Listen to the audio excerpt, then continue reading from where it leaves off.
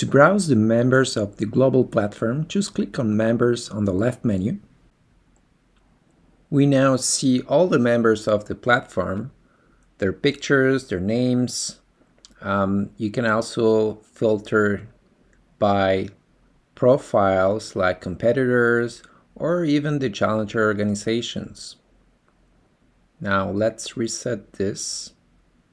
You can also sort members either by newest members, alphabetical order, and you have different views, grid view or list view.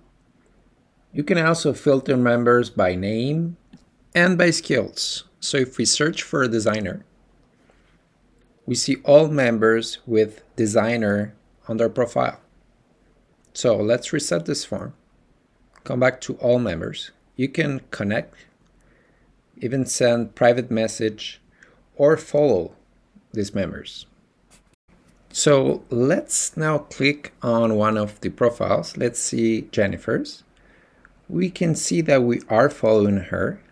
We can also see the achievements of Jennifer and all her profile details.